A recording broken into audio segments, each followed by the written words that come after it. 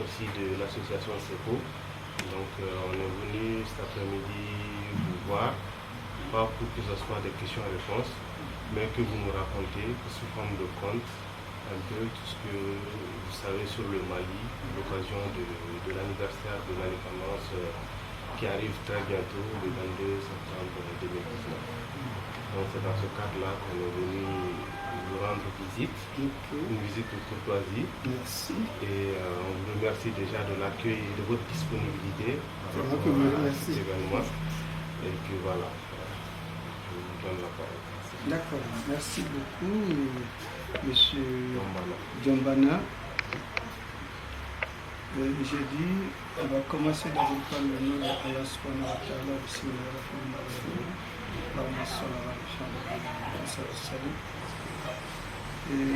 les propos que nous allons avancer peuvent être, il peut y avoir peut-être de lapsus là-dedans. Ça ne viendrait que de moi. Et nous demandons au bon Dieu, à Allah, de nous inspirer davantage. Et tout ce que nous allons dire, c'est que ça serve les Maliens. Et l'histoire du Mali, moi, à peu près, je peux dire que nous sommes nés avec le Mali pratiquement. Parce que ceux qui sont nés dans les 5 dernières années des années 50, ils sont pratiquement nés avec le Mali. Donc, il y a certains événements que nous pouvons bien raconter, mais aussi notre formation. Et je profite d'ici pour remercier tous les professeurs qui m'ont formé depuis les années 67 jusqu'à maintenant. Et aussi tous mes aînés qui sont là aussi et qui m'ont beaucoup orienté et qui ont eu confiance en moi au plan connaissance, au plan moral, etc. Et je remercie aussi le Mali. Et je manifeste toute ma gratitude à mon pays, où il n'y a pas son Dieu dans le monde. Pourquoi? Parce que, vous savez, au Mali, le Mali prend son enfant de la première année jusqu'au diplôme professionnel. Pratiquement, vous ne faites pas de dépenses. Sauf si vous-même vous occasionnez des dépenses. Donc tous les Maliens, tous les cadres qui sont là aujourd'hui ont bénéficié de ça. Sauf ceux qui ont voulu faire autre chose et qui ont été payés d'autres études. Sinon, même pour les études à l'extérieur, le Mali les a toujours pris en charge. Donc je suis reconnaissant pour mon pays et pour mes parents et pour tous ceux qui m'ont fait du bien dans ce pays. Ça, c'est avant mon propos. Raconter le Mali, c'est trop audacieux. Surtout de la bouche d'un jeune homme comme moi. Ce n'est pas facile. Mais ce que je peux vous dire, nous allons parler d'abord de ce que nous savons du Mali à partir de notre formation, à partir de nos connaissances à l'école. Et mais de ce que aussi nous avons vécu même. Si vous vous rappelez bien, je ne suis pas historien. Je suis des sciences humaines, surtout des sciences de l'éducation et de la formation. Et je suis professeur de lettres par formation initiale. Mes études post-universitaires en France ont fait que je suis stratégiste et ingénieur en formation d'adulte. Et diplômé, je suis diplômé de l'université François Rabelais de Tours, après mes études initiales à l'INSEP ici. Je peux pour vous dire que la pénétration coloniale a eu lieu vers la fin de 1800 au Mali. Donc vers la fin du 19e siècle, le Mali a été colonisé. Mais bien avant cette colonisation, le Mali, en tant que tel, n'était pas constitué. Il s'était constitué essentiellement de royaumes. Il y avait des royautés par-ci par-là, hein, comme on dirait en France, des principautés. Il y avait des royautés. Chacun essayait de garder son hégémonie. Et c'est ce qui faisait qu'avant la pénétration coloniale, alors, on a beaucoup guerroyé. et les groupes allaient guerroyer les uns contre les autres jusqu'à constituer les grands empires. Il y a eu les grands empires, parmi autres l'empire Songo, l'empire du Mali, l'empire Bambara, etc. Où il y a le royaume Bambara, il y a eu des empires et des royaumes. Bref, la colonisation est venue vers la fin du 19e siècle. Donc la colonisation, elle a pénétré par Caille, comme vous le savez. Mais en pénétrant par Caille, la pénétration ne s'est pas faite comme ça. Parce que moi, je vous ai dit que je suis beaucoup de l'éducation. Je pourrais vous parler de l'histoire du Mali, essentiellement aussi culturellement et sur le plan de l'éducation. Donc quand la pénétration a pénétré, il y a eu des résistances. Vous avez entendu les résistants à partir du fort de Médine, etc. Et toutes les résistances qui ont eu lieu à partir de là, les grands résistants comme les Samori, les Babemba, et puis les Cheikh Martal, etc. Tous ceux-ci ont résisté à la pénétration coloniale. Mais malheureusement, malgré leur effort, malgré leur détermination, et ils avaient compris que si nous ne nous organisons pas, ce serait très difficile. Parce que si quelqu'un vient et vient nous dominer, c'est qu'il sait quelque chose qui est plus important en nous et il va s'approprier ça. Donc, la colonisation est entrée par Caille vers la fin du 19e siècle. Donc, vers la fin du 1800, donc, la colonisation a pénétré. Qu'est-ce qu'elle a fait d'abord? Le premier élément d'abord, c'était les mentalités. Parce que pour dominer un peuple, il faut s'attaquer d'abord à son éducation, à sa culture. Donc c'est ce que le colonisateur sait, a su, sait et continue à savoir. Malheureusement, parce qu'ils ont trouvé, il y a des colonisateurs qui ont reconnu que si vous voulez leur apprendre la civilisation, ils en ont. On était civilisés, on avait un mode de vie. Parce que ce que Allah a donné à tous les peuples, son mode de vie et d'organisation. Mais c'est une autre personne qui peut venir pour dire que non, moi je voudrais que tu vives de la même manière que moi. Et c'est tout le problème. Donc quand la colonisation est venue, elle a voulu réellement que nous soyons comme eux, que nous voyions comme eux, que nous pensions comme eux, que nous parlions comme eux. Donc ils ont commencé d'abord par l'école. Donc pour tuer un peuple, il faut le tuer d'abord par il faut tuer sa culture et son éducation. Donc l'école est venue. De l'école des otages, on est venu à l'école des fils de chefs, jusqu'à l'école moderne, à Caille. Donc la première école au Mali, c'est à Caille, qu'on appelait l'école des fils de l'école des otages d'abord. Mais le blanc a eu à dire à ses auxiliaires et tous ceux qui étaient ses collaborateurs que attention, ces fils, ces otages que nous prenons, parce que les otages c'était qui? Parce que le blanc a préparé, ce qui nous est en train de nous arriver, le blanc a préparé ça depuis longtemps. Dans nos sociétés, il y avait des gens qui étaient abandonnés, des gens castrés, qui étaient des castes, appartenant à des castes. Il y avait des castes chez nous qui n'avaient pas droit à certaines structures sociales comme ça. Comme il y avait les Woloso, des trucs comme ça. Et il y avait des personnes culturellement qui étaient rejetées par la société, comme par exemple des albinos, comme par exemple quand les jumeaux qu'on jetait dans les forêts sacrées, ou bien par exemple des orphelins qui étaient là, ils n'avaient pas de soutien familial assez. Donc le blanc a essayé de récupérer tous ces gens qui ont été exclus de la société et il les a mis à l'école. Et c'est pourquoi on a dit l'école des otages. On allait te prendre comme ça. On te voit dans la rue, on te prend, on te met à l'école.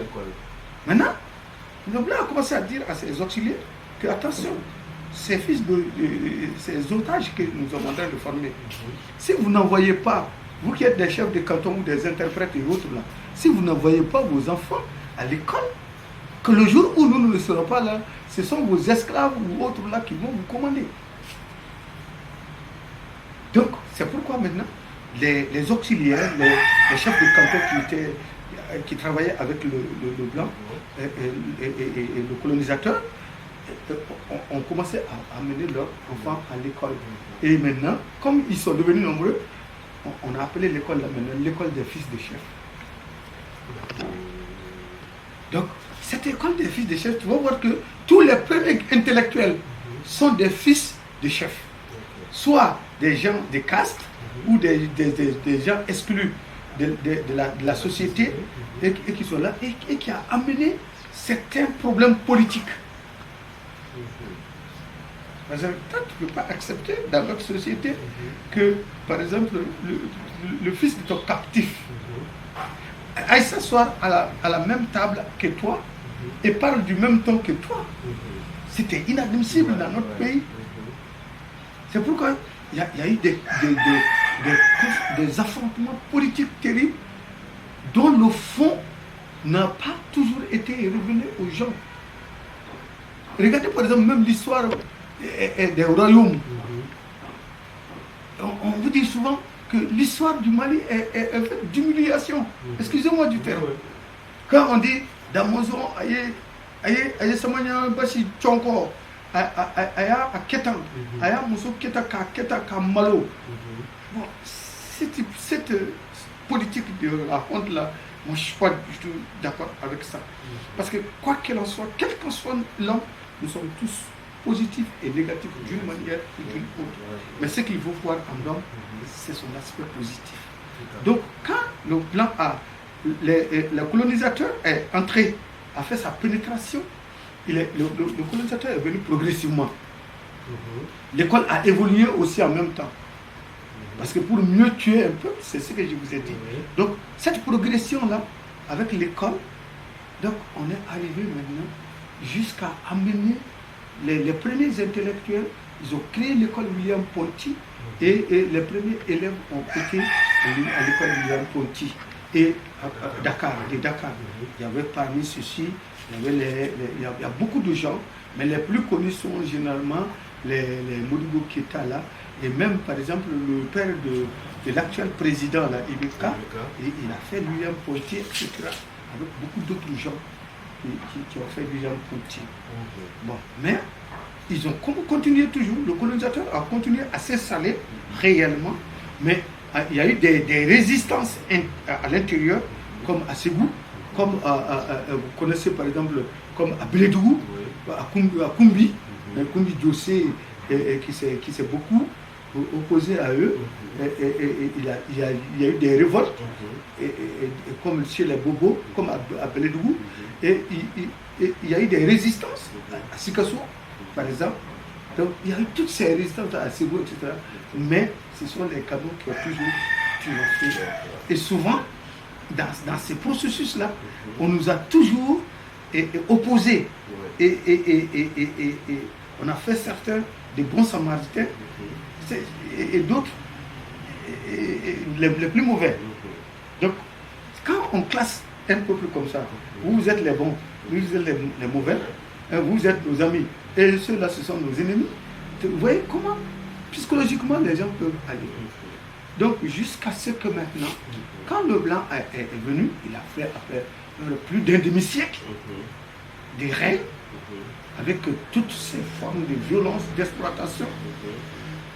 Et maintenant, à partir des années, quand les premiers intellectuels ont commencé à comprendre, les Oufoué-Boigny, les Modibo Keita, les Mamadou Konaté, ils ont commencé à comprendre qu'effectivement, il faut maintenant une prise de conscience pour essayer de nous libérer de ça.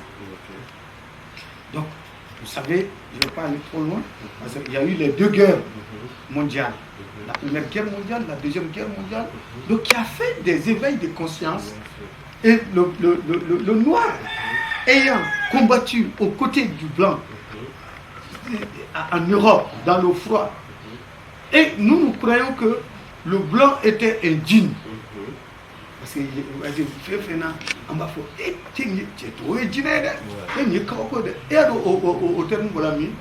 Parce que quand le blanc venait, il a observé d'abord le noir dans son hameau et il y avait tellement la forêt, c'était touffu, donc ils ne pouvaient pas brusquement venir vers lui. Donc ils les ont observés comme ni Nanasisa Nekasso. Tu te mets à l'écart de quelques mètres, tu essaies de regarder les entrées et les sorties. Et ils étaient avec les boîtes de conserve et tout. Donc quand quelqu'un sortait pour aller déféquer, quand il surprenait le blanc là-bas, avec ses cheveux et autres, avec Boulikana, il retourne, que j'ai vu le djinn, il a ses cheveux qui tombent sur son corps, etc. Et quand ils vont, ils trouvent que le blanc a eu peur, parce qu'il a vu la réaction du noir. Donc quand les vieux vont pour vérifier, ils trouvent que il a mangé quand même. Les boîtes de conserve qui sont là, ce ne sont pas des choses de chez nous, on ne les connaît pas. Donc on va se dire que, parce que tout ce qui sortait de l'ordinaire chez nous, à l'époque, appartenait au djinn. Voilà comment est-ce qu'on va faire ça. Écoute, oui, djinn. Écoute, djinn, quand il est djinn, il est.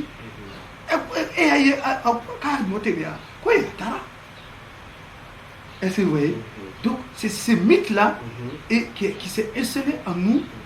Et c'est tellement profond, psychiquement et psychologiquement, que jusqu'à nous-mêmes, nous croyons toujours que Togo est djinné. Mais nous qui avons travaillé avec eux, étudié avec eux, nous voyons que nous sommes plus intelligents que eux et ils le reconnaissent même souvent. Bon, maintenant, quand la pénétration coloniale est arrivée, quand nos pères et nos aînés, surtout nos pères, ont commencé à s'organiser pour libérer l'Afrique de ces jours-là. Donc, ils ont commencé à s'organiser et ça a été effectif réellement à partir des années 46. 46, surtout avec la naissance du Rassemblement démocratique africain, le RDA. Le RDA qui a eu sa section partout. Donc le RDA au départ ici était avec les Mamadou Konaté et autres là, Mamadou Konaté. Même l'histoire nous montre que nous on n'est pas témoins oculaires de ça, mais l'histoire nous montre que même au départ, les Filidabo et autres là, ils parlaient tous. Mais c'est souvent des questions de considération idéologique qui les ont séparés. Hein? Mais Mamadou Konaté et les Oufoué-Boigny ont continué. Et c'est Mamadou Konaté maintenant qui a donné le flambeau à Bodibo Keïta. Et maintenant, c'est ce qui a amené après la guerre maintenant, ils ont vu que les peuples commençaient à prendre conscience de leur situation, ils ne pouvaient plus vivre dans cette oppression, etc. Donc ils ont commencé maintenant, ce sont des gens, hein, les pères des indépendances là, vraiment ce sont des gens qui se sont bien battus.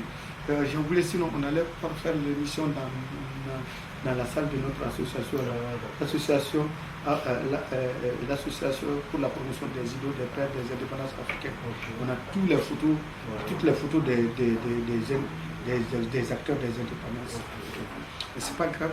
Donc, quand ils ont 46, donc les luttes ont commencé, ils ont commencé à s'organiser jusque à la conférence de 1958 de Brazza, où il s'agissait, je crois, 56 ou 58 comme ça, où il s'agissait de choisir, hein, la grande conférence de Gaulle à Brazzaville, il s'agissait de choisir entre l'indépendance et par exemple la communauté.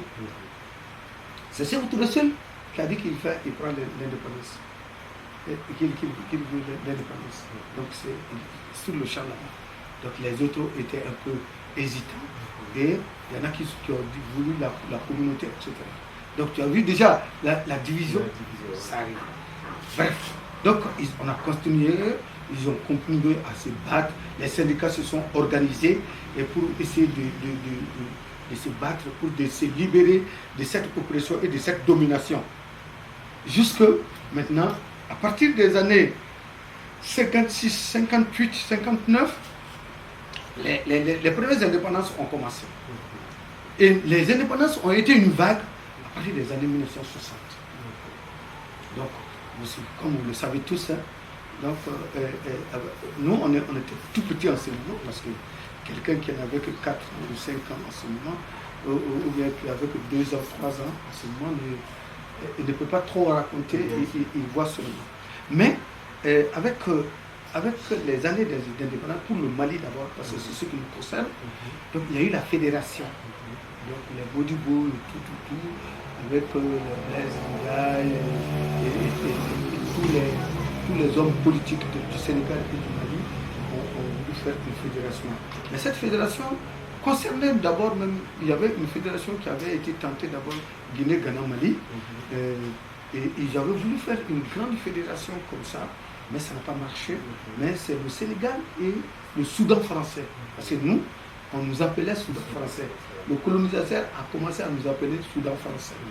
Quand ils nous ont colonisés, ils ont fait une entité, tu sais qu'ils ont fait le partage de l'Afrique.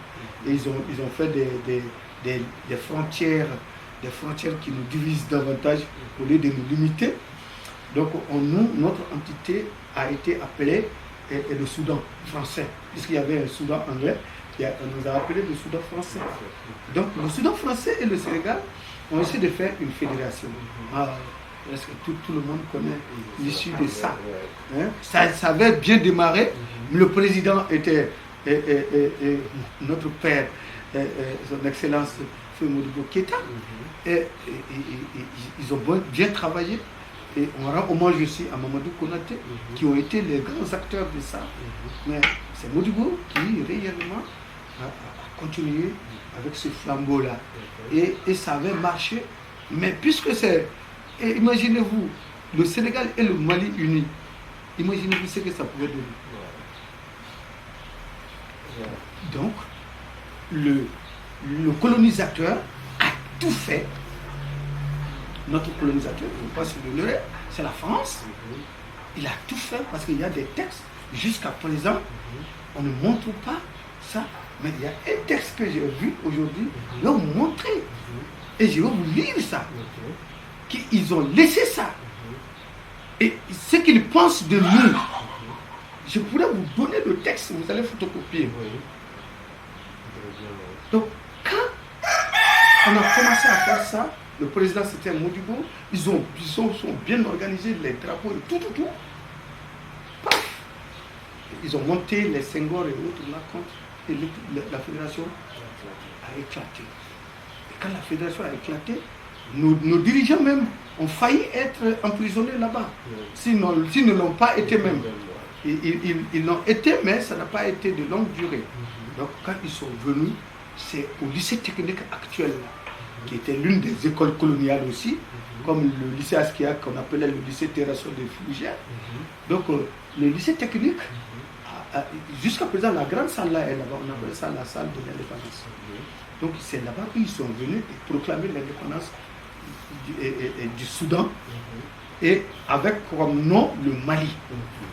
Donc ils ont conservé le nom Mali. Donc le Sénégal a conservé son nom Sénégal et nous avons pris le nom de la fédération. Donc, et les choses sont parties comme ça. Quand l'indépendance est arrivée avec Modibo, alors là maintenant nous pouvons un peu beaucoup parler de ça. Alors Modibo a vu d'abord que la première des choses, il y avait des luttes politiques. Je ne veux pas rentrer dans ça, mais je veux parler des aspects positifs que je sais et qu'on m'a raconté ou que j'ai vu. Donc Modibo a commencé maintenant à travailler. Il a vu d'abord, la première des choses d'abord c'est l'éducation. Et il n'y avait pas de cadre. Qu'est-ce qu'il fallait faire? Donc, si vous avez entendu parler des Sizoutas, les Sizoutas, ce sont des... dès les premières années de l'indépendance, Modibo a dit que tous ceux qui savent parler un peu français, écrire un peu français, que tu sois ouvrier, que tu sois manœuvre, que tu sois ceci, viens.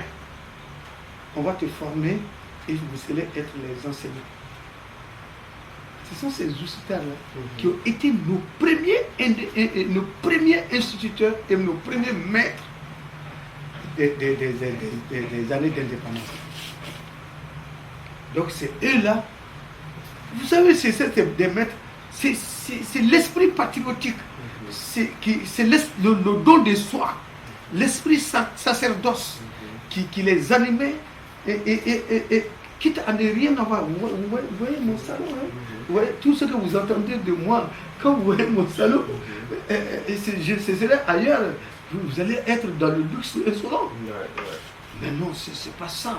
Modibo, nos pères là n'ont pas mis ça dans nos têtes. Ce qu'ils ont mis dans nos têtes, c'est la bravoure. C'est ce qui est incommensurable et inquantifiable. C'est l'aspect,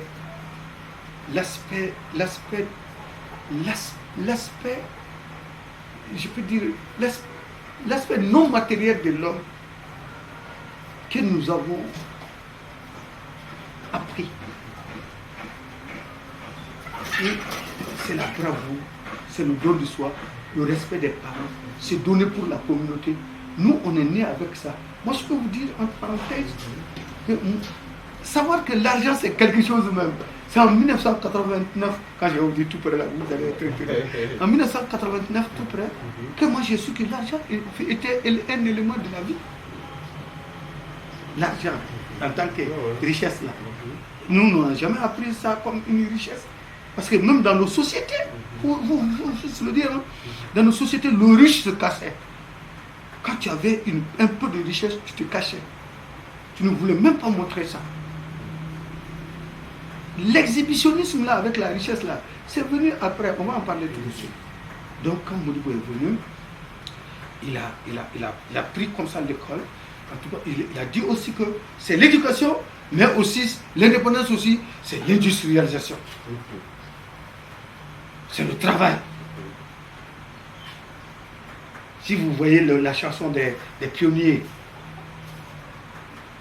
la chanson « Oh Mali, oh ma patrie, la voix des Modibo a sonné le salut ». C'était une chanson révolutionnaire. On appelait ça la révolution active. Donc tous les jeunes parlaient de ça. C'était le travail. Il y avait des chants collectifs. Il y avait les chants individuels. Il y a beaucoup de mensonges qu'on a dit à Modibo. Je n'ai pas dit que Modibo est parfait. Je n'ai pas dit que tout ce qu'il a fait était bien. Je n'ai pas dit que pendant tout son règne, il n'a fait que du bien. Non. Ça, ce n'est que du domaine de Allah seulement. Aucun homme n'est parfait. Mais si ton bien est si ce que tu as fait de bien est majoritaire par rapport au mauvais, on dit que tu as fait du bien. Voilà. Notre société aujourd'hui est en train de souffrir. On dit, beaucoup de gens disent que ça ne va pas. Mais il y a des bonnes gens là-dedans, jusqu'à présent. Mais c'est parce que la majorité ne sont pas de bonnes gens. C'est ça, on se dit ça. Donc Modibo a fait comme ça. Toutes les unités, toutes les régions du Mali étaient dotées d'unités industrielles.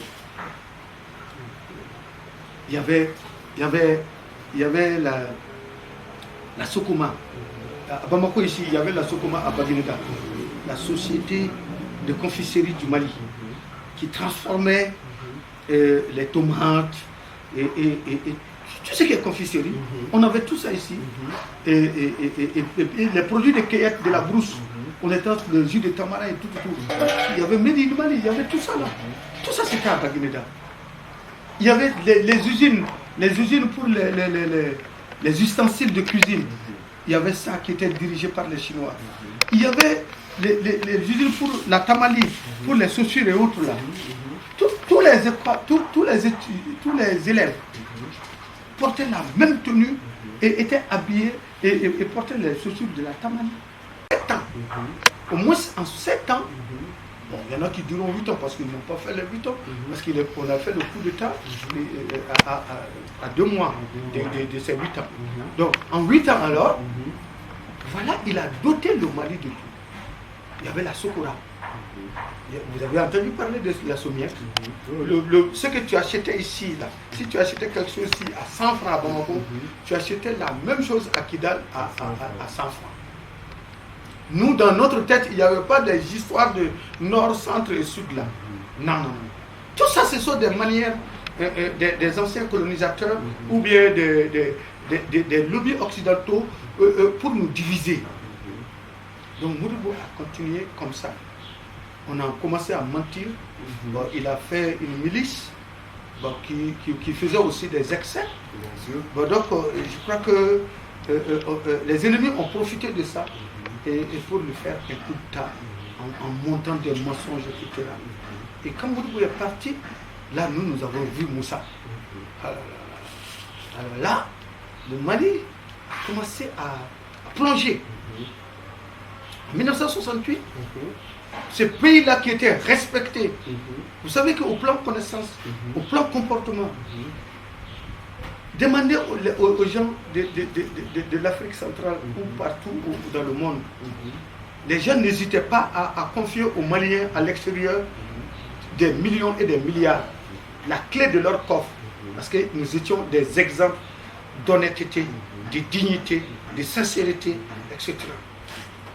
Mais aujourd'hui, ce n'est plus le cas. Donc ça, c'est à partir de 1968. Donc toutes ces valeurs-là ont commencé à s'essuyer. Comme le colonisateur sait bien le faire, partout où le colonisé veut s'organiser et essayer de prendre le même envol que lui, il fait tout pour vous faire reculer. Couper les ailes. Pour couper les ailes. Et c'est ce qui nous est arrivé, malheureusement, presque à tous les pères des indépendances. Parce que les Modibo, les Mamadou Konaté, les Filidabo Sissoko et les Amani Diori et tous ceux qui étaient les pères des indépendances, et ils ont fait l'école avec le blanc, ils connaissaient le blanc. Le blanc, excusez-moi le mot blanc, le colonisateur les connaissait. Et ils connaissaient le colonisateur. Et dans son comportement et tout. Donc il fallait faire partie de ces gens-là. C'est pourquoi on a monté des jeunes officiers contre eux pour faire des coups d'État. Et des jeunes officiers qui, souvent même, étaient manipulés par eux sans le savoir. Souvent, il y en a qui ont été manipulés sans le savoir.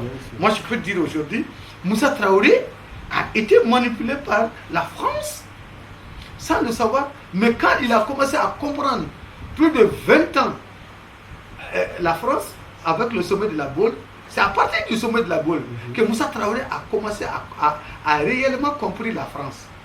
Et quand il a compris la France, vous avez vu ce que la France lui a fait. Donc, on est tombé donc, de 1968 jusqu'en 1979, il y avait un vide constitutionnel. C'est-à-dire qu'il y avait un vide constitutionnel parce que la constitution d'abord de 1968 à 1974, il n'y avait pas du tout de constitution. On a fait 6 ans sans constitution. C'est à partir de 1974 qu'on a eu une constitution et qu'on a voté. Et avec tout le lot de problèmes qui étaient là, l'oppression, c'était un régime réellement d'oppression. Même tu n'osais pas trop parler dans certains endroits où dans ton salon, on vient te cueillir. Et là, il y a combien de victimes qui ont eu, je lisais le nom des victimes du régime de Moussa Traoré depuis le coup d'État de 1968 jusqu'à la révolution de 1991. Donc, toutes les unités, il y avait le tabac, et il y avait les unités de tabac, il y avait les unités. C'est à partir des années 74 ou 76 comme ça là, que la CMDT a été nationalisée. Sinon, c'était la CFDT. Donc, Sikasso, c'était le coton. Et vous savez, c'est vous déjà, c'est avec le fils du Niger, etc. À Kaï, il y avait des usines, des ciments. À Gao, il y en avait d'autres usines. Tombouctou, à Kidal, etc. Chaque région avait une unité industrielle. Mais quand le régime militaire est venu, pratiquement, ils n'ont pas pu Je ne dirais pas qu'ils n'ont pas fait des efforts, parce que quand tu leur demandes, ils vont te dire qu'eux-mêmes, ils ont fait des efforts pour sauver certaines choses. Mais est-ce qu'il s'agissait de sauver? Est-ce qu'ils étaient en difficulté? Non, parce qu'ils ont amené une manière de vivre qui fait que l'homme, au lieu de penser au pays, a commencé à penser à lui-même. Et il a commencé à oublier même l'esprit du bien public. On a mis dans la tête des gens comme si quand tu es là, tant que tu peux sauver le pouvoir du prince du jour, alors tu peux faire tout ce que tu veux. Donc, c'est ce qui a fait que l'école, l'enseignant est devenu une sorte de paria. Même moi-même qui vous parle là, je ne me suis pas marié tôt, mais quand je me mariais en 1986, il y a la tante de ma femme qui disait que voilà, les riches et tout ça là sont venus demander ta main, tu ne les as pas aimés, mais la caramoukou du papier. Les gens n'osaient pas donner leur enfant en mariage à un enseignant. L'enseignant était banalisé. Et cette banalisation est en train de continuer. Alors que, regardez en Suisse ou autre, comment on magnifie l'enseignant. Est-ce qu'un pays peut marcher sans enseignant?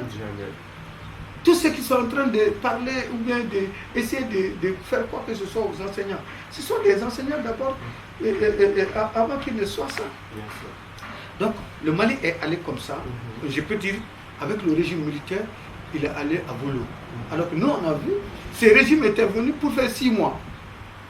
Ils l'ont dit clairement, en nous faisant 6 mois, nous rentrons dans les camps. Mais 6 mois, c'est devenu 23 ans.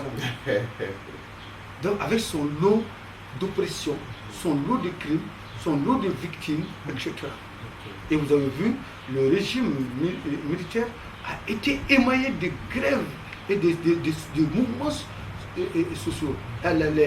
Les mouvements politiques, ça n'en parlons pas parce que tous les partis politiques étaient clandestins. Commencé par l'USRDA, et le PMT, etc. Donc, les Samasekou, les Samasekou, les Alpha Omar Komunari, les Dambélé, les Victor Si, etc. Il y en a beaucoup. Même l'actuel ministre des Affaires étrangères, Tcheblé Dramé, il a fait les bagnes. Moi j'étais de la coordination de l'UNEM, avec Mamtou Tcham, qui est actuellement. Donc moi j'étais au lycée Sankoré et membre de l'UNEM. Donc c'est pour vous dire combien nous nous sommes battus pour que ce régime militaire puisse comprendre qu'il faut le système démocratique, il faut une industrialisation, il faut donner à l'école sa valeur. C'est vrai, au temps de Moussa Traoré, les gens vont le dire, que l'école était bien. C'était bien, mais comment? Comment? Parce que Moussa a eu une chance dans l'histoire du Mali. C'est qu'il a trouvé déjà l'existant, quelque chose pour faire. La chance que Moussa a eue, aucun président n'a eu cette chance-là, sauf peut-être Ibeka, qui, dans les 5 premières années de son mandat, de son premier mandat, la chance que lui a eu, et que lui aussi n'a pas pu saisir totalement. Est-ce que vous voyez? Donc, c'est pour vous dire que tous les cadres ont été vilipendés, en tout cas l'éducation a été poursuivie, les ajustements structurels sont venus et ils ont mis le reste maintenant là-dedans. Les gens faisaient 3 mois sans être payés, etc., partant volontaires à la retraite, etc., des histoires comme ça, quoi. Donc finalement, le pays est tombé progressivement, les mœurs sont tombées en désuétude. Sinon, je vous dis, il y a des choses qui se font aujourd'hui. Si tu disais que il démontre qu'on a demandé à Mafourou, pourquoi on a fait des choses? Il date oui. Na kuvula ko kwa sui. Oui, kusi kana ko kana dal. Na kuvula ko kwa sabe jina. C'est pas parce qu'on ne faisait pas la dignité, on ne faisait pas ceci, mais parce que la dignité voudrait que même quand on ne peut pas contenir ses plaisirs, on se cachait pour le faire. Allah nous a fait, mais Allah sait clairement qu'à la fin, on ne peut pas résister à ça. Mais la dignité fait que tu fais ça en cachette. Donc, on est resté comme ça jusque à la démocratie. Je vous ai dit que je ne suis pas historien pour vous parler des dates, etc. Non, bon. Mais c'est comment le Mali est arrivé, parce que nous voulons un nouveau Mali. Bien sûr. Comment le Mali est arrivé à ça? C'est la pratique des hommes. Sinon, jusqu'à présent, ces éléments culturels, éducationnels sont là au Mali encore. Ces hommes sont là. Moi, ça me fait 42 ans à Bamako. Est-ce que tu me connaissais? Et pourtant, j'agis. Mais beaucoup ne peuvent pas dire que, ils ne peuvent jamais dire que voilà, M. Togola, je l'ai pris dans telle chose mauvaise. C'est rare ça. Il n'a pas dit que je suis parfait. Mais aujourd'hui, le problème du Mali, c'est ça. Tout le monde aujourd'hui, si réellement tu ne voles pas, le vol, la délation, tout ça là, c'est venu dans cette petite période de 23 ans. Ça a commencé là-bas. Et maintenant, avec la révolution, nos aînés avec lesquels on était dans la clandestinité depuis 1968 et que nous étions aux côtés d'eux, nous croyons réellement à nos aînés là, que réellement si on a le pouvoir, on pouvait faire du Mali en tout cas, un petit paradis terrestre. On a lutté depuis 1968 avec les mouvements. Donc, parce qu'aucun parti politique ne pouvait exister. Parce que quand l'UDPM est né en 1979, mars 1979, c'était le parti unique. Tu es dans l'UDPM ou bien tu es un ennemi déclaré du régime ou du système. Donc, on est resté avec l'UDPM comme ça jusqu'en 1991 et il y a eu beaucoup de révolutions, beaucoup de grèves qui ont été matées, les soulèvements des travailleurs, les soulèvements des élèves et étudiants, etc. Donc jusqu'en 1991 où la révolution a abouti. Mais ça a été une révolution, on a fait la constitution de 1992 et paf, au moment où il y avait la révolution prenait corps, la rébellion aussi avait commencé encore. N'oubliez pas que dans l'histoire moderne du Mali, le Mali a connu la révolution de 1963-64 et la révolution de 1990 et quelques moments de soulèvement et la rébellion même qui a beaucoup duré, c'est celle que nous sommes en train de vivre actuellement. Donc, quand on est arrivé, il y a eu la révolution, il y a eu la rébellion du Nord et il y a la démocratie qui s'est installée et maintenant, on a, en 93-94, on a pu trouver des solutions pour la rébellion avec les concertations régionales. Mais malheureusement, la rébellion est devenue pire en 2012. Parce que quand on a intégré, les mêmes hommes intégrés dans l'armée, ont pris nos propres armes et les ont retournées contre nous. Parce que tout le mystère qui était là autour de l'armée malienne est tombé. Parce qu'ils ont compris maintenant toute la stratégie et les stratagèmes et les tactiques de l'armée malienne. Donc, ils ont pu sur comment réellement les désorganiser. Moi, je ne vais pas parler de l'extérieur, parce que si tu vois que l'extérieur a pu pénétrer à l'intérieur, c'est que les gens de l'intérieur ont accepté même se sacrifier.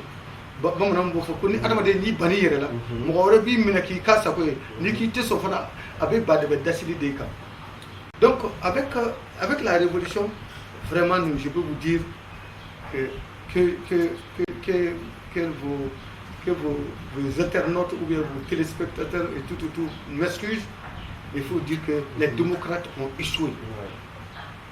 Ça, mais le professeur Ndiaye le dit chaque fois, Issa Ndiaye, Samasekou le dit, le doyen Samasekou, avec les Djadjies, Danyoko et autres là, tous sont unanimes aujourd'hui que les démocrates ont échoué et les démocrates ont davantage plongé le pays dans cette situation.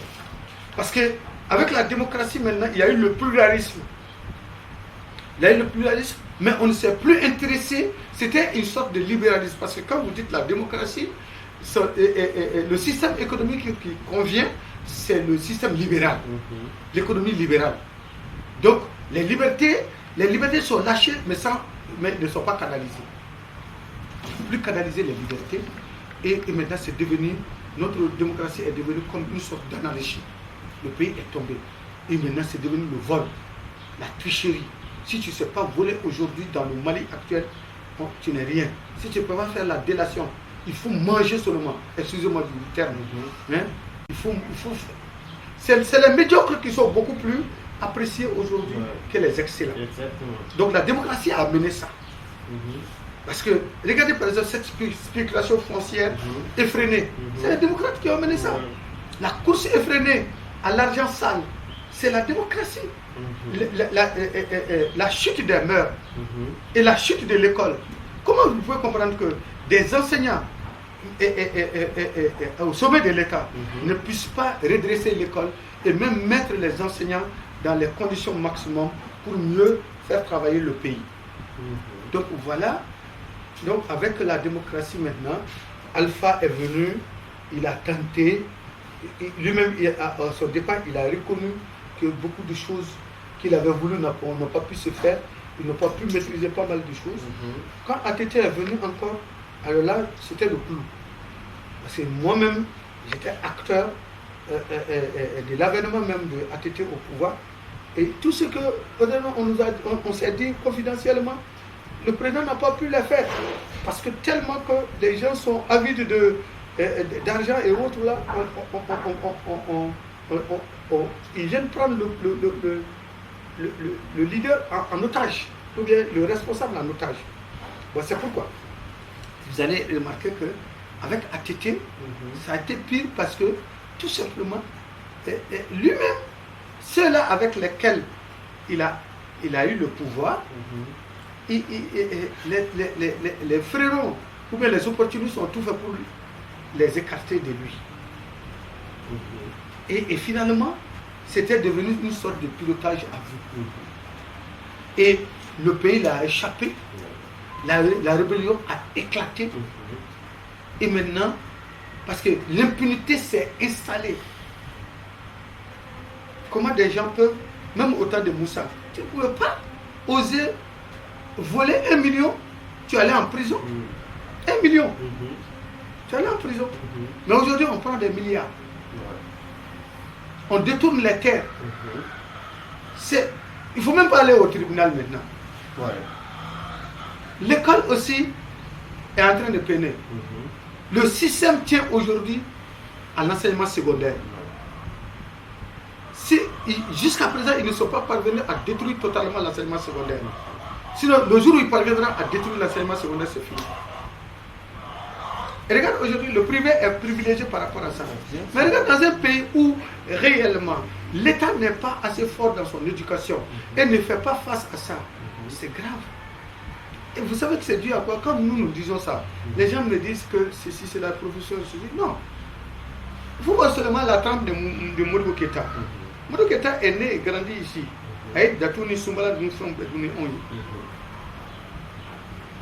Donc, après Djamana, mais les leaders démocrates là, Adjimoumbe, si tu les vois, ils se targuent d'abord, j'ai fait des études par-ci, j'ai fait des études par-là. Alors que chez nous, ce n'était pas ton diplôme qu'on comptait, hein. Ta compétence. C'est ça, c'était ça. Si tu vois que Modibo a pris les 6 outils, c'est ce qu'ils savent faire. Et puis ils ont le pays dans leur cœur. Mais regardez aujourd'hui, le simple de division dans un service, regarde ce cas de richesse il a. Mais moi qui suis devant vous, tous les gens qui sont de même catégorie et de même échelon que moi, et la même durée d'expérience professionnelle que moi, je suis mieux payé que eux. Mais si je vous dis que moi je ne peux pas me payer une voiture sans prendre le crédit à la banque, comment tu peux comprendre ça? Comment tu peux comprendre que des fonctionnaires deviennent des millionnaires et des milliardaires? Alors que les privés, qui doivent être les privilégiés dans le système démocratique avec le système de marché, c'est eux qui sont en train de crier. Et tout le monde est là. C'est comme si tout le monde a été maudit. Il y a une malédiction générale sur tout le monde. Et un groupe est en train de prendre tout le peuple en otage. Et avec des mensonges souvent. Avec des mensonges. Regardez, mais la réalité est en train de parler au jour le jour. Donc, C'est pour vous dire que là où nous sommes aujourd'hui, l'histoire du Mali est une question de leadership. J'ai eu, dans une rencontre de jeunes, j'ai eu à défier les autorités. Que je défie que ce soit, sans conseiller ni rien, de la tour de l'Afrique jusqu'à Sikasso, qu'ils me parlent des grandes villes et des grands faubourgs qui sont tout au long de la route. Ils ne pourront pas, sans conseiller. Bon, si ils ne peuvent pas connaître le Mali au bord même des routes, au fond, moi, je ne sais pas si je ne sais pas si je ne Bibina ou Damela arrondissement fait, ou Damela commune fait, dans l'arrondissement de Blendo. Je peux te raconter tous ces trucs. Est-ce que j'ai marché à pied Kata école là pendant au moins 3 ans. 9 km aller, 9 km retour. 18 km chaque jour. Ne ok. Et à la télé, d'aller Fana. Comment je peux aller oser et prendre le bien public? Mais quelqu'un qui est né dans la bourgeoisie, grandi dans la bourgeoisie, ce sont les pauvres aujourd'hui au Mali. Sinon le fils du directeur ou du ministre aujourd'hui, ou du président, il suffit, on se voit même peut-être qu'il a son arrêté d'intégration avant qu'il ne finisse à la fonction publique, avant qu'il ne finisse les études. On en sait, ou bien il a une ONG, ou bien un projet qui est là déjà, qui l'attend. Donc c'est pour vous dire que le problème de leadership, parce que tous ceux-là qui ne sont pas nés et grandis, si le Mali ne fait pas attention à ces problèmes de nationalité, double nationalité, en tout cas, moi je suis d'accord qu'on parvienne à dire que si tu as 2 nationalités, tu ne deviens pas notre président. Parce que quand tu as la double nationalité, en rien tu cours aller dans l'autre nationalité. Et quand l'autre nationalité aussi te demande des intérêts, des avantages, tu es obligé parce que tu es citoyen de là-bas. Mais les Maliens qui sont nés et grandis avec le Datou et le Soumbala, là, est-ce que les gens sont colonisés, ne connaissent pas de Magmena? Ne me nous là wa. Ne me sais Malien bête l'impôt qu'elle a formé. Est-ce que ne me sais pas que Malien ou là? Tu vois nos cadres là, quand ils volent ce pays là, ils finissent tous mal parce que c'est hacker. Donc, quand Alpha est venu, il n'a pas pu attester pareil. Et avec maintenant le président actuel, ça, lui,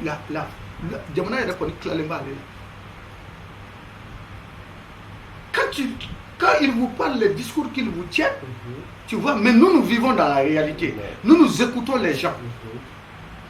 Parce que les conseillers leur mentent. Ou bien galon tué.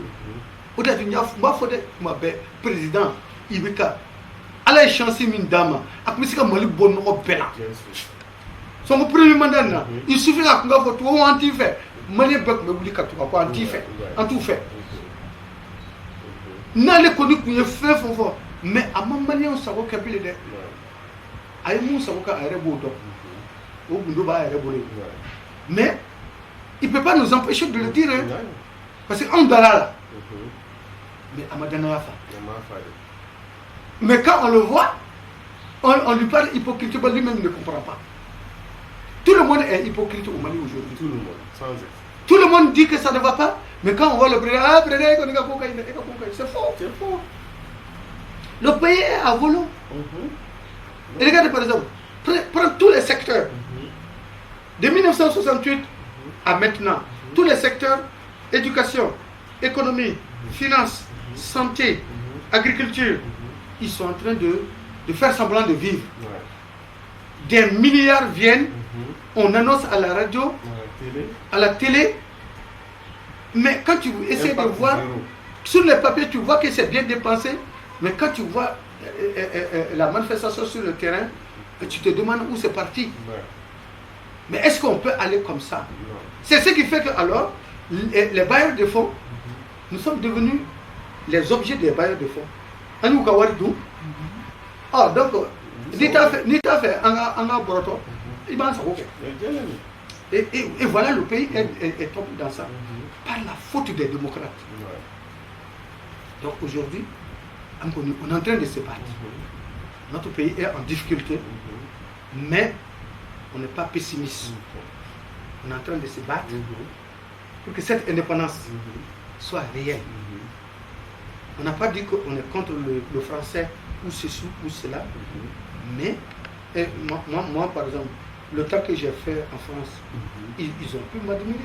Ils savent ce que j'ai laissé là-bas. Moi, je ne veux pas être contre la France. Mais je préfère quand même dire la France. Et je dis à la France que j'aime beaucoup mon pays que la France. Bien sûr. Est-ce que vous voyez? Et je dis, il faut que nous nous sacrifions. Il faut que nous oublions. En s'oubliant, on pense mieux à soi. En s'oubliant. En se donnant pour les autres.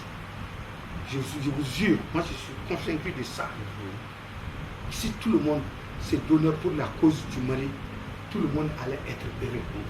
Mais si tout le monde se donne à lui-même, tout le monde va être malheureux.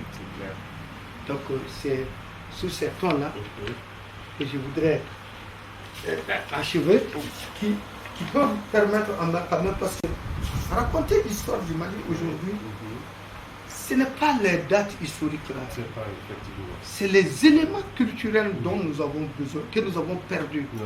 Qu'on dise aux jeunes Maliens, vous étiez les meilleurs culturellement, au plan éducationnel, mais vous les avez perdus. Comment vous les avez perdus? Tout le long, depuis la pénétration coloniale jusqu'à maintenant. Il faut montrer ça. Mais sinon, même avec ça, en telle année, quel est le jeune qui est là aujourd'hui et qui est en train d'imiter Babemba? Et regardez aujourd'hui, moi j'ai été braqué à ma porte là. Aujourd'hui? Non, en 2017, à 5h30 quand j'ai quitté la mosquée, aller avec ma moto et mes deux téléphones. On ne pouvait pas imaginer ça, faire ça à un homme adulte comme moi. Mais depuis ce jour-là, moi j'ai eu peur du Mali. Donc, c'est pourquoi je vous disais qu'il y a beaucoup de choses que le blanc nous a reprochées. C'est nous-mêmes qui sommes en train de donner ça en vérité aujourd'hui. Et regarde, ça c'est le conseil d'un colon à ses successeurs. C'est territoire de la France d'outre-mer, Afrique équatoriale française, territoire de Lubangui-Chari, République française, liberté, égalité, fraternité, Paris le 12 novembre 1958. Conseil d'un colon à ses successeurs avant son départ pour la France. Écoutez bien, dans mes cours de littérature négro-africaine souvent, je dis ça aux jeunes gens, mais je dis, n'ayez pas de rancune ni de rancœur. L'histoire permet de savoir qui tu es, d'où tu viens. 1. Ne jamais se saluer avec un homme noir en se serrant la main. 2. Ne pas le considérer tout à fait comme un être humain. Il est parfois stupide, farouche, d'une mentalité bestiale. C'est pas ce que nous sommes en train de donner aujourd'hui. C'est clair. Et il y a Pik Bota qui a dit clairement, il y a Peter Bota, je ne sais pas, un raciste sud-africain. Il dit que si vous donnez des armes aux Noirs, ils vont s'entretuer avec ces mêmes armes. Vous avez jamais vu le blanc se tuer entre eux dans le même pays là avec leurs armes là? 3. Il faut le surveiller strictement, le manœuvrer à coups de fouet au point de vue travail. Ça c'était l'image des travaux forcés. Mais il y a un matraquage autre maintenant. 4. Pour toute correspondance, il ne faut jamais employer les formules de politesse si vous les adressez aux nègres. 5. Il est formellement interdit de prendre le repas avec eux, hommes noirs. Même aujourd'hui, dans certaines réceptions, ils nous laissent manger. Ils nous laissent manger, mais ils font semblant de manger alors qu'ils ne mangent pas. 6. Ne pas être en rapport ou du moins en relation avec une négresse, car celle-ci crache une source microbienne de surpoids. Mais regarde ce qui se passe dans nos hôtels et autres là. Il y a des Européens qui quittent l'Europe aujourd'hui avec un petit sac au dos, quand tu viens avec 2000 € ici, tu fais la bombance. Bien sûr. et comment ils détruisent notre société. 7. Tâchez d'écrire à moi, si besoin utile, et tous les renseignements vous seront fournis sur les maudits fils des chats de Caïn. 8. Extrait de bréviaire d'un colonialiste qui colonise. 9. Ne laissez pas mourir de faim les colonisés, car ceux-ci se révolteraient. Tu as vu, hein? On est dans cette situation. 10. Mais ne pas les engraisser, surtout, ils deviendraient dangereux. Tu as vu? À chaque fois, un pays africain, à chaque fois que le Mali veut s'organiser, on fait tout pour nous désorganiser. C'est pareil pour tous les pays africains. 11. Ne donner l'économie progressive en contradiction avec nos objectifs qui sont notre présence incontestable et incontestée. Ne donner l'économie progressive en contradiction. Notre développement, si nous nous développons, ils vont mourir. C'est clair. 12. Donc faire tout pour qu'ils ne s'enrichissent. Faire d'eux des petits fonctionnaires et des employés inférieurs afin que l'autorité dans ces domaines demeure toujours à nous. Vous savez, nos commerçants et autres là, nous sommes que des pays de distribution. Et quand ils prennent, regarde, les ristournes qu'ils donnent à nos commerçants, ils viennent narguer le peuple avec ça ici. 13. Pas de traitement uniforme, sinon groupement, division, opposition, et ils risqueraient de nous dominer. Bon, pas de traitement uniforme. Si on nous traite uniformément, c'est fini. Donc il faut nous diviser. Donc il faut nous diviser, il faut nous grouper, il faut nous opposer. 14. Utiliser la force publique telle que la gendarmerie, la police et l'armée, chaque fois que besoin est utile. Pour toutes les fêtes et un défilé constituant toutes les forces publiques afin que ces nègres se replient sur eux. 15. Décorer ceux qui sont les plus dévoués en nous, ceux qui prennent notre part. Et 16. Les évangéliser jusqu'à la moelle, les écraser jusqu'aux os afin de s'assurer de leur docilité. 17. Les laisser aller chez les prêtres pour qu'ils puissent dire leurs secrets et les prêtres viendront nous les communiquer. Pour le ministre de la France d'Outre-mer, le gouverneur général de l'AEF, Yvon Bourges. Ça, on a fait sortir ça. Vous voyez? Voilà pourquoi nous sommes là. C'est clair. C'est clair. Donc, voilà, en quelque sorte, ce que ma petite connaissance a pu raconter un peu, mais ne perdons pas espoir. C'est notre patrie. Faisons tout dans la construction d'un grand pays. Il y a des moments de balbutiement. Donc, et après ces moments de balbutiement, c'est sûr et certain, il y a le dessaisissement qui va venir. C'est déjà tout le monde est conscient, dirigeant comme non dirigé, qu'il y a quelque chose qui ne va plus. Mais maintenant, comment trouver la solution? Maintenant, c'est ça le problème. Et on est en train. Et on va trouver, Inch'Allah. Inch'Allah. J'ai une dernière question à titre personnel. Ces derniers jours-là, il y a une vidéo du président Moussa Traoré qui est en train de circuler. Je ne sais pas si vous avez eu à le visionner ou pas. Il fait des révélations concernant la mort de nouveau président. Qu'est-ce que vous pensez de ce qu'il dit? Bon, moi je dis ça. Ça, ce sont les meilleurs culpas. Mais ça, c'est le médecin après la mort. Moi, tout ce que Moussa dit, moi je trouve que c'est des noms d'événements. Parce que la manière dont Allah a donné ce pays-là à Moussa Traoré, il pouvait faire, s'il voulait, il pouvait faire le Mali un royaume. Il pouvait faire un État islamique. Il pouvait faire un État socialiste. N'importe quel type d'État qu'il voudrait, il pouvait faire ça. Du Mali de cela.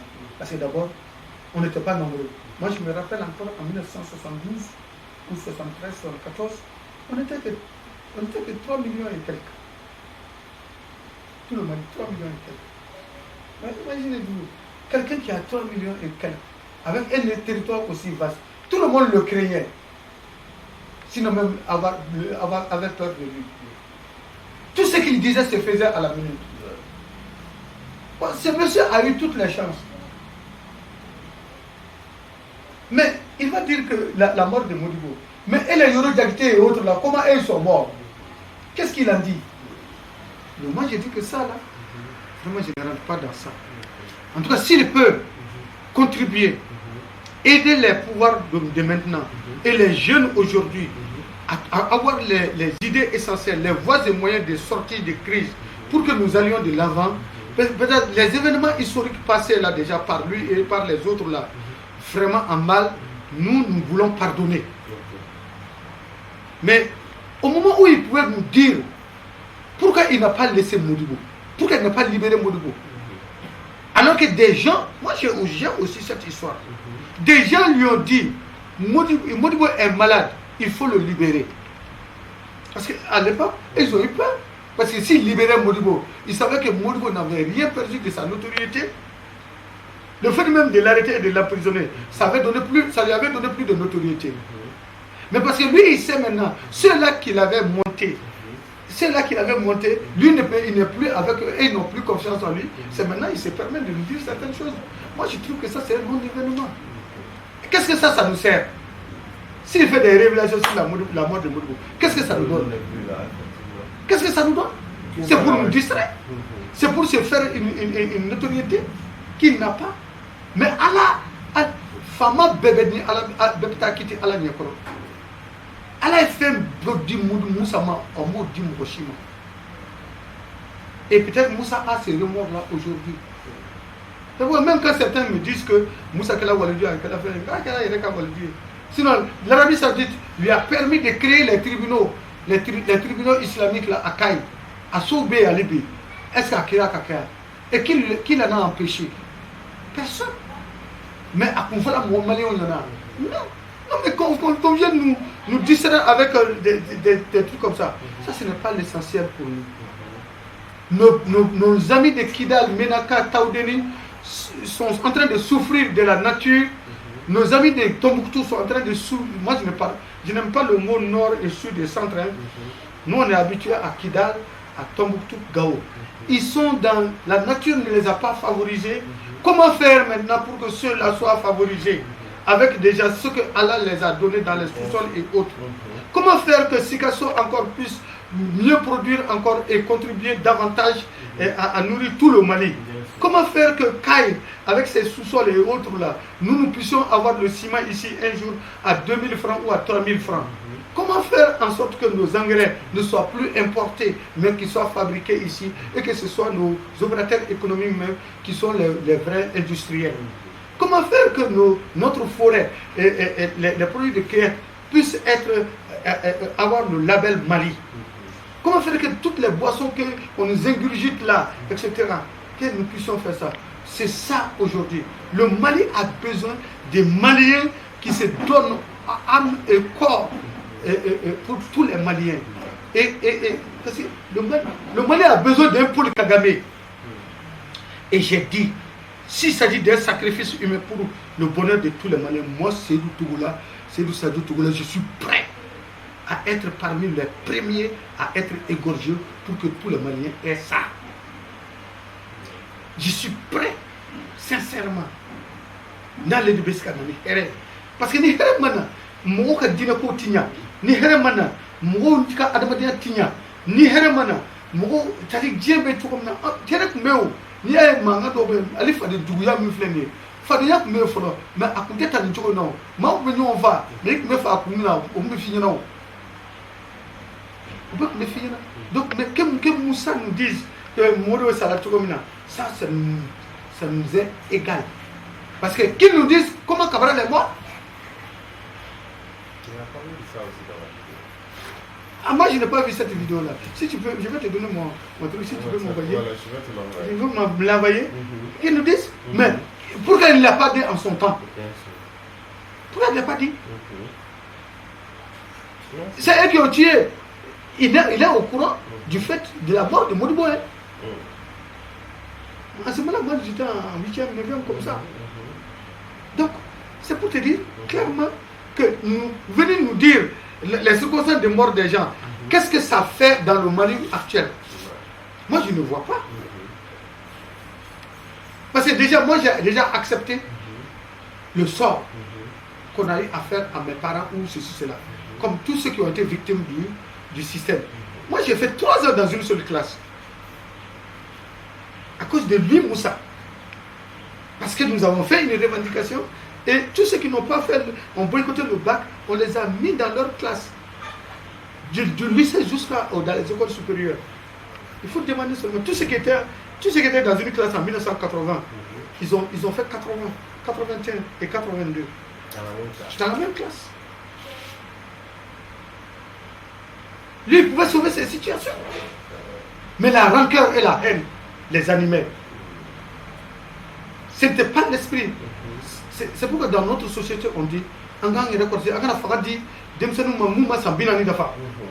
ni fangadi ni fɛn fɛn sɔrɔ an ka société nin kɔnɔ ka sɔrɔ I ma san 40 dafa n'o fɛn ma k'i sababu ye I bɛ k'o fɛn sababu ye an ka cɛkɔrɔba y'o fɔ an ɲɛna an y'o exemple ye fana Moussa est venu au pouvoir à 32 ans a kɛla a bolo cogo di il est devenu un pouvoir dictatorial n'est-ce pas donc ka wuli ka fɔ karisa salata karisa salata bon a ka ɲininka sa Demandez à Moussa Traoré, en parlant de ça, qu'est-ce que ça sert dans la construction du Mali aujourd'hui? Hein? Absolument rien. Donc il nous dit seulement, comment lui-même il envisage maintenant le Mali nouveau? C'est ce qui nous préoccupe. Et c'est ce qui est plus important. Nous savons déjà notre passé. Et c'est en fonction de ça aujourd'hui qu'on met dessous des tas ça pour préserver aujourd'hui et construire demain.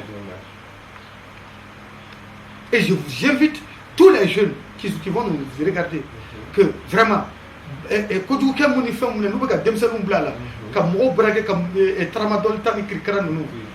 j'ai dit au président de la République, à quel décret total, au lieu que lui vienne nous raconter un jour, je voulais faire ça, je n'ai pas pu faire ça, qu'ils nous le disent maintenant.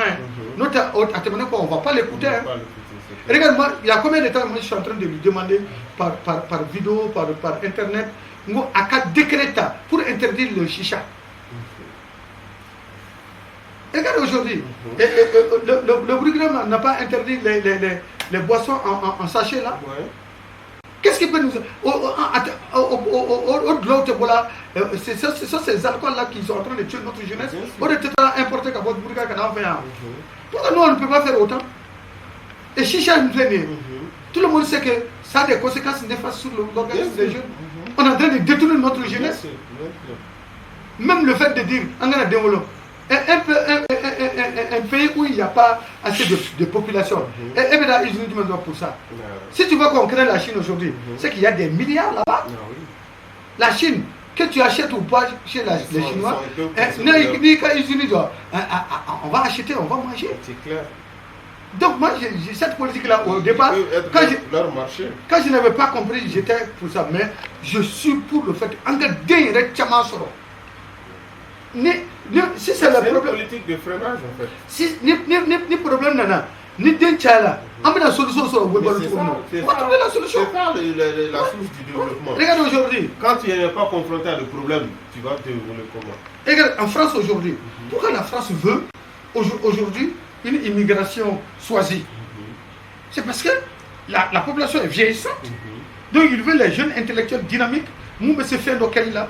Non, nous, la France, nous, t'es mais c'est les clochards là. Nous, c'est clair.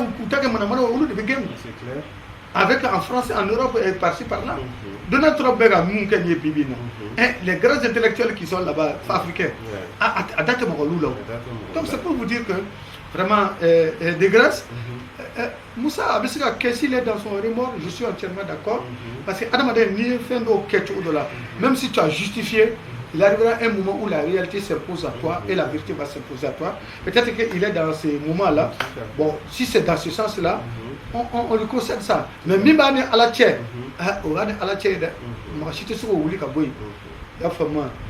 donc maintenant dire comment Moudou est mort, comment celui-là, Cabral est mort, tout ça là, quand on a demandé ça, il fallait le dire. C'est parce que c'est à ce moment-là on avait besoin de ça. Mais Bibi na Amarogo là, Cabral Charatuko na Caramel Satuko, Ayanyefa, Manyefo, Cabral Masakaba, Alami Ban Kaka, Dieu les Afara. Parce que Koko que la femme a clé là, Anima ordre dit et de Congo de C'est ce que les gens ne comprennent pas. Comme dɔw b'a fɔ Musa Kunte mun ye fanga sɔrɔ Musa de ma olu bila la a kɛla min kɛ Musa m'a mɛn a ye mun k'u la il n'a rien fait à ceci. Donc c'est pourquoi je dis sincèrement an ka kow kɛla an na bamananw ko ten ko a kɛla min na o tɛ ɲinɛ mais an kana ɲɔgɔn minɛ ni olu ye bon an kana fana joli kɔrɔ ninnu lamaga kojugu joli kɔrɔ lamagalen a tɛ nafa foyi ɲɛ na an na parce que déjà an yɛrɛ blessé len don an b'a fɔ o suma n'a nana ni an bila tuguni ka taa 80 kɔnɔ c'est pour nous distraire donc ne kɔni ɲa ala an bɛ yɔrɔ min na bi i bɛ ka ko tɛ foyi ko tɛ maliyɛn ko de don ne kɔni ka kuma bɛ ka taa denmisɛnninw ni musow de fɛ an ka ladamu ni mara an k'o kurakuraya an bɛna tariki kura sɛbɛn Mali la o ni o ye i y'a faamu wa denmisɛnninw ka mara denmisɛnninw fana bɛ adressiw la a bɛ jakarta tigi mun u bɛna fɔ ko peut-être ko comme ne barakɛla a bɛ jakarta tigi mun faga la k'u ka jakartaw ta nin ye ani a bɛ taa mɔgɔ mun faga k'u ka fɛnw minɛ nin ye mun bɛ k'aw ci a la mun bɛ taa mɔgɔkɔrɔba mun b'a fɛnw san aw bolo olu ka jugu ni aw ye koyi mais c'est vous qui devenez les boucs émissaires. La jeunesse doit refuser ça. Hey, sɛgɛ dɔ i ka sa sɛgɛ dɔ fɛ o ka fisa hɛrɛ dɔ kɛ i malo ne kɔni b'a fɛ k'o de fɔ ala k'an ka jamana diya ala k'a kɛ hɛrɛ ye an ka jamana jugu ala b'u bɔ an da la cogo di ala b'u bɔ an da la ten an yɛrɛw fana ala k'an kɛ jamanaden ɲumanw ye parce que n'an kɛra jamanaden ɲumanw ye sisan an dusukun yɛrɛ la siga si t'a la ala bɛ ɲɛmɔgɔ ɲuman d'an ma min bɛ baara kɛ jamana ye ala ka Paul Kagame ɲɔgɔn k'o nɔgɔya an ye a bɛ dɛ Paul Kagame ɲɔgɔn caman bɛ Mali kɔnɔ yan an bɛ Mali kɔnɔ mais an tɛ sera k'an kun bɔ de parce que ni e ka sɛbɛn taara yira dɔ la n'o yɛrɛ e ye ou bien n'o ye Mamutu mɛ b'a fɔ nin cɛ in ka ko ma nɔgɔn bon n'i y'a mɛn mɔgɔw la yɔrɔ yɔrɔ ko mɔgɔ min ka ko ma nɔgɔn i bɛ sɔrɔ o sariya dɔ kan o b'a essayer ne ma tile o mais je m'efforce à être droit personne ne peut dire que ne tɛ kojugu kɛ o ne t'a fɔ ɲɛna ko ne tɛ jɛnɛya kɛ o mais je m'efforce à ne pas le faire ko n tɛ kojugu di fɛn ninnu kɛ non adamaden yɛrɛ dala o de kama mais an k'an jija an k'an hinɛ don ɲɔgɔn na an k'an ka jamana an ka k'an ka jamana fɛ an ka jamana ka ɲi hali bi dɛ kana filɛ ko il faut pas voir la situation actuelle hein wallahi il y a des pays qui nous envient il y a des pays qui nous envient donc ali bi sa ala ka diɲɛ ɲɛ bɔ ne fana b'aw fo association Seko mɔgɔw bɛɛ fo vraiment ala k'an bɛn ɲɔgɔn caman ma ala ka kama kira ka encore renouvelle nos remerciements. Merci beaucoup pour l'accueil et surtout la disponibilité. Merci. Vraiment, Albi, Angala Nimi Malikola, Alaka Sabadia, Alaka Ome encore, l'histoire au Mali, l'histoire au point, vraiment une chaîne Bradi. Salam alaikum. N'a pas de l'éducation à tout le monde. Après, n'a pas de